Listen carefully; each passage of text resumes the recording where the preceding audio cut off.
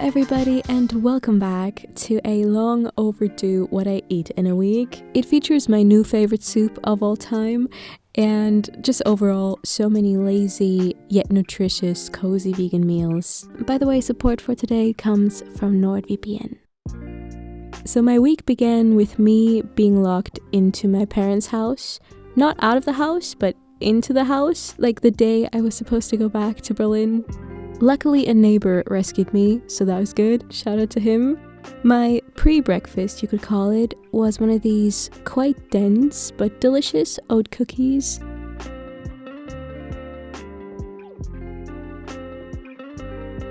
I made myself some tea, of course, and then I had some muesli for my actual breakfast. You know how people like to add cinnamon apples to their oatmeal? So I was thinking, why not try and add cinnamon apples to a bowl of muesli and see how that goes?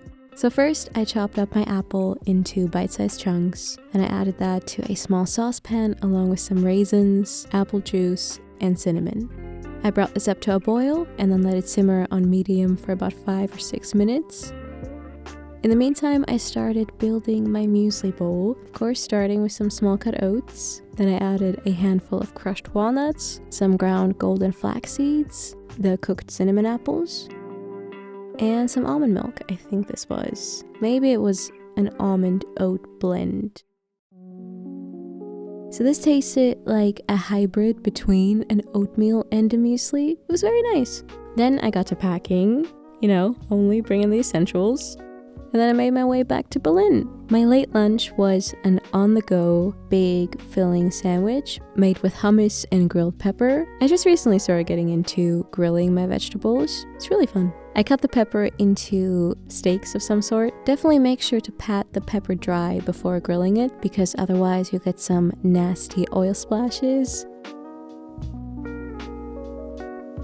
Grill the pepper slices on high for 2 to 3 minutes on each side, or until a bit charred. I also added a bit of salt to my veggies. Then I toasted up some rye bread here. I added some curried hummus to it. The grilled peppers, of course, and some of this sweet white cabbage. My mom always eats that. It's pretty good. It's very German, I would say. I'm not sure, but I think so. Then at the bus, on the bus, at the bus, in the bus, I also had this vegan protein cookie thing. So I would say this has the flavor of raw coconut oil and the texture of dry sand. So do with that review what you will. I got back home fairly late. I wasn't too hungry, so I just picked up a broccoli and some vegan nuggets somewhere. I steamed up the broccoli florets for like 5 minutes, and while that was happening, I almost burned my nuggets.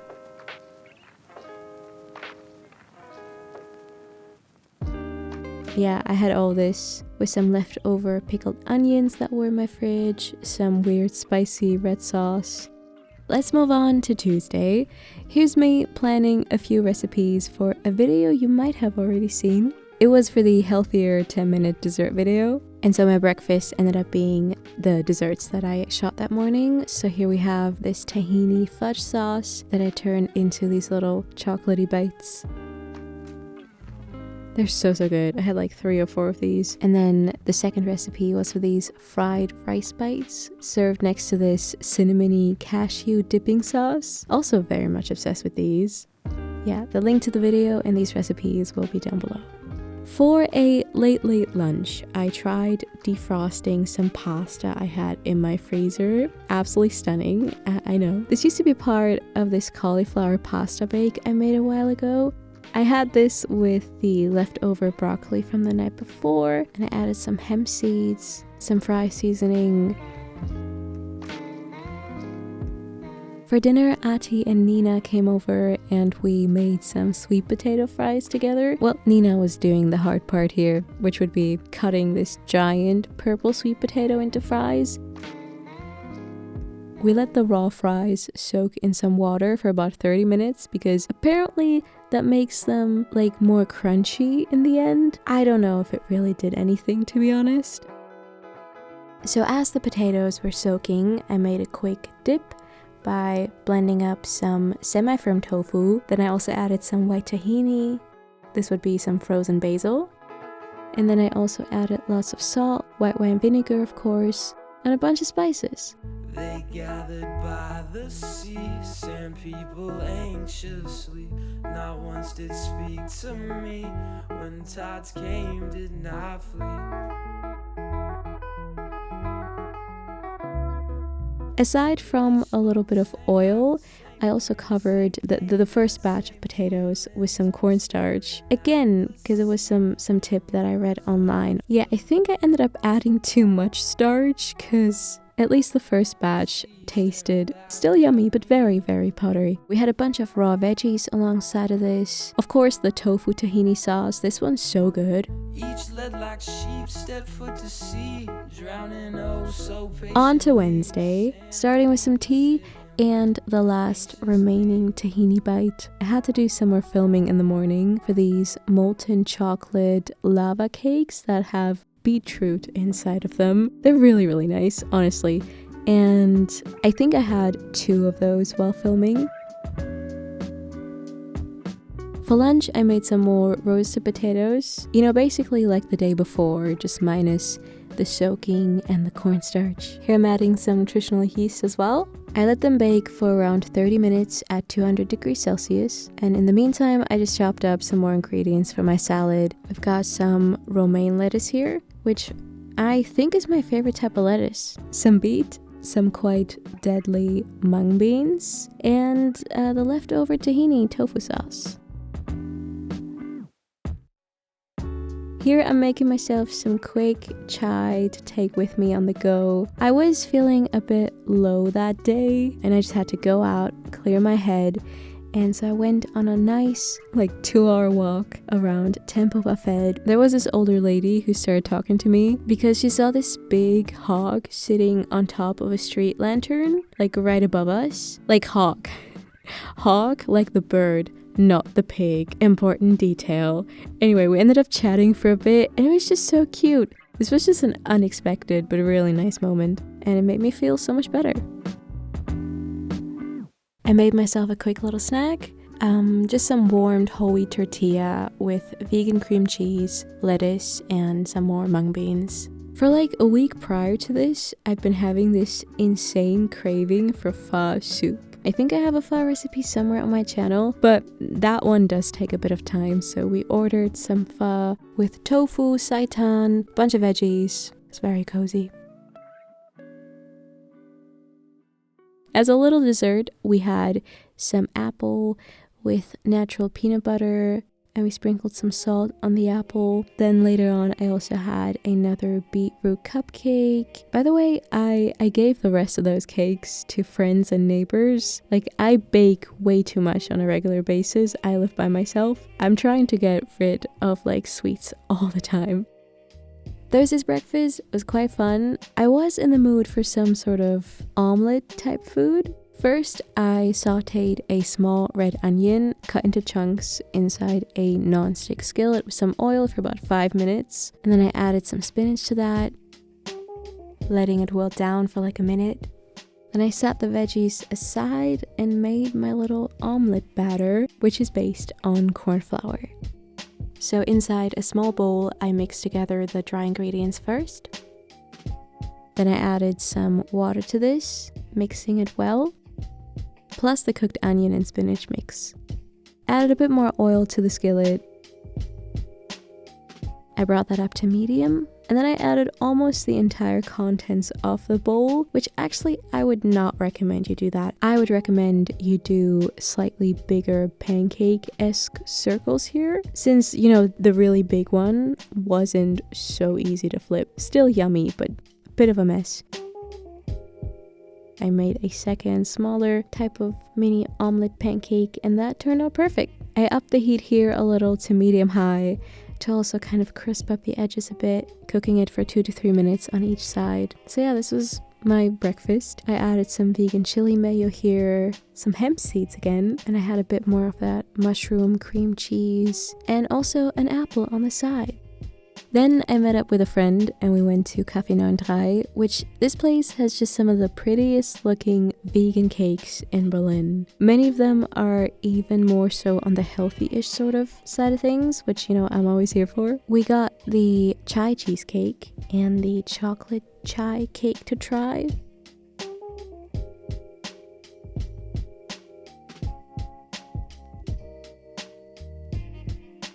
Then we went to the Naturkundemuseum, doing something touristy for a change. Or is it only a touristy thing to go to a museum?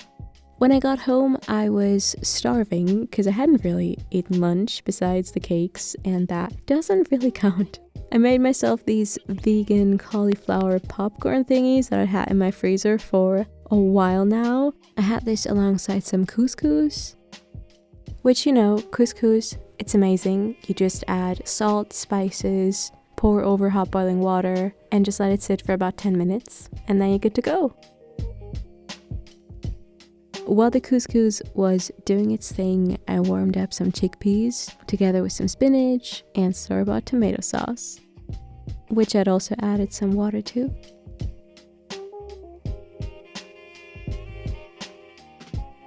I had some fresh tomatoes on the side here and topped everything off with some hemp seeds again.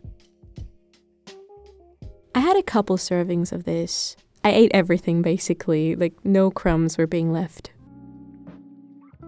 Here we have a classic late night snack.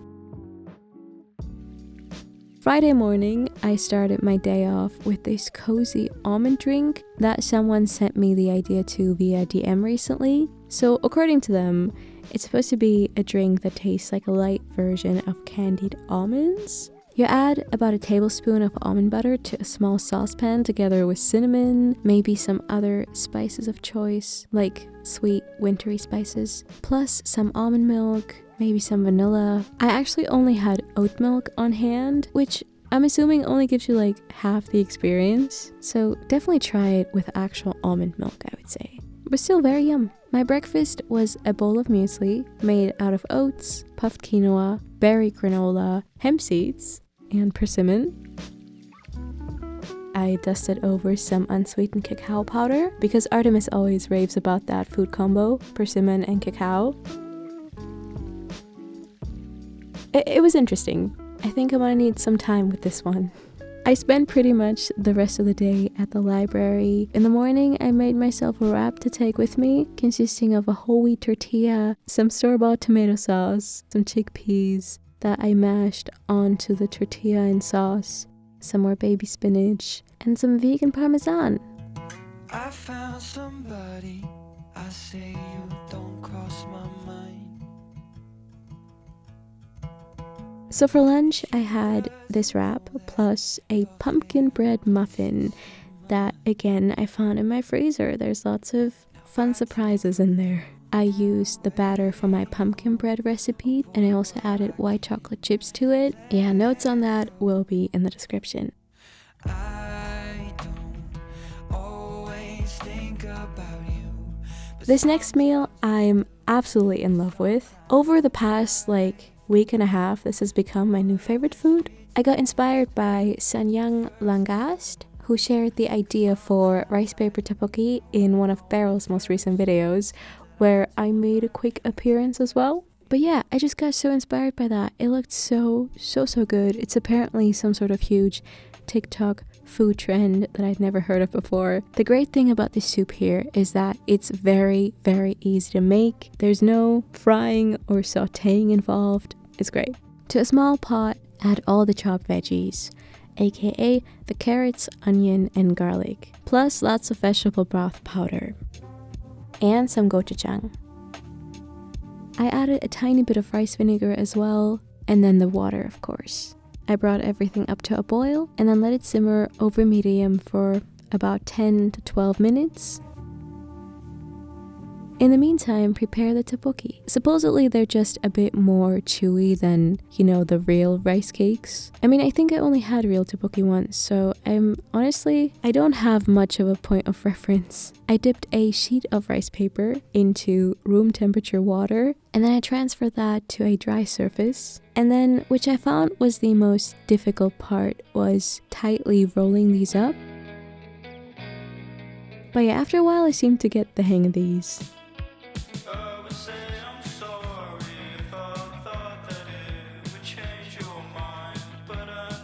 So once the soup has been simmering for like 10-12 minutes, add all the remaining ingredients. The rice paper cakes you just made, spring onion, again I found some in my freezer, some chickpeas, randomly, some spinach, and I also added the tofu at this point. I let everything simmer for 2 to 3 minutes, and then it is ready to be served. This was so good.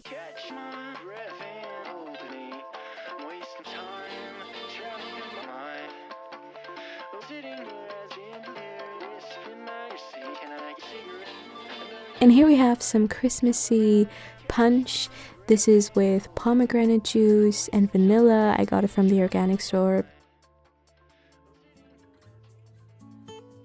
Moving on to Saturday, where in the morning I had to bake the beetroot chocolate cakes again because I wasn't quite happy with the first shots I took earlier in the week. So I made these again. Oh, yeah. Wish the soundtrack was groovy. Too bad I'm frustrated, I'm moody. And yeah, here I'm making myself a little oat milk latte. Enjoying both the coffee and the last bit of cake while watching the all too well short film. For lunch, I was feeling soup again, so here I'm peeling and chopping up a red onion, also chopping up a carrot, adding all that to my saucepan together with about 2 handfuls of these dried mushrooms, some vegetable broth powder, miso paste, rice vinegar, and some water. I brought this up to a boil and then let it simmer for a good 8 minutes over medium heat before adding some frozen raw cauliflower. And so that needed another, I want to say 6 or 7 minutes of simmering.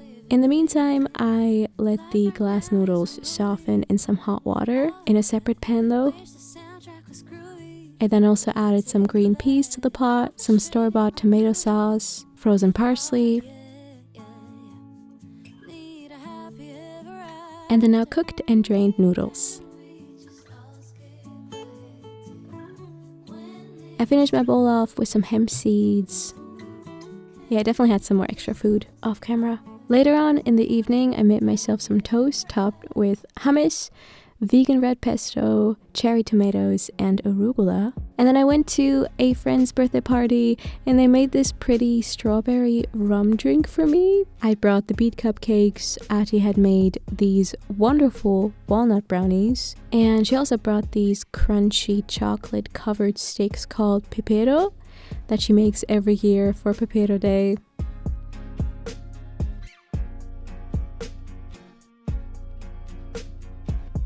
My friend Nina told me to freeze my bananas whole as opposed to cut them into chunks. That way you can measure out your frozen bananas much more easily. Like if a specific recipe calls for a certain amount of bananas, then you don't have to guess as much. They're also pretty easy to cut, just using like a semi-sharp knife.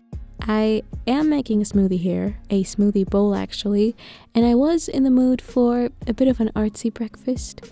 So this is going to be a 2-colored smoothie bowl. So for the light base, I blended up the frozen banana, a good chunk of the semi-firm tofu. I also added some vanilla protein powder to this, some cashew butter, and a bit of cinnamon.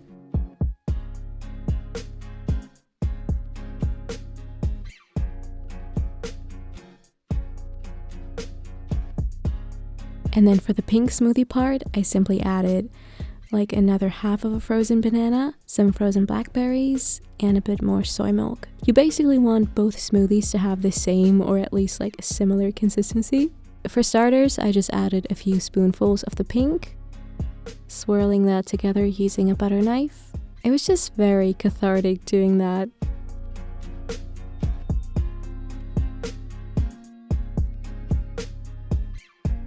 And then I added all the rest of the pink smoothie, which no, actually there was some more left over in my blender, I remember, which I just ate throughout the rest of the day.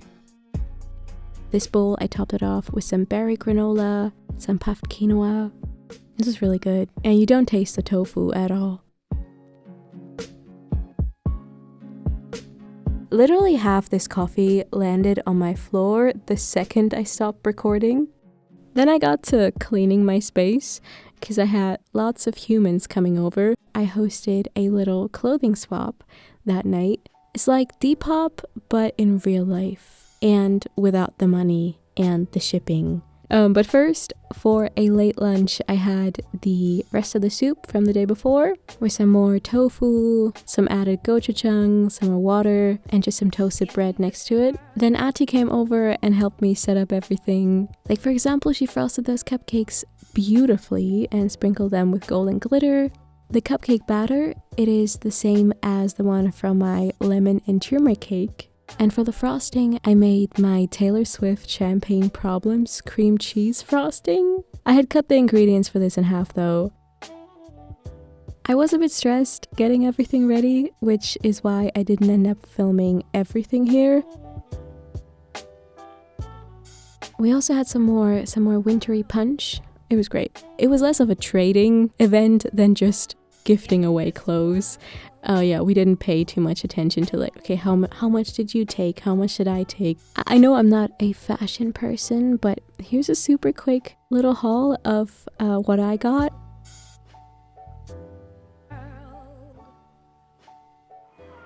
Friday night, gentlemen, it's on. What happened to you? It's on and popping up in here, you feel? What happened to you? What? You didn't used to be like this, Schmidt. Now, how do I best segue from the clothing swap to NordVPN, an incredibly fast and easy to connect VPN service you should definitely check out?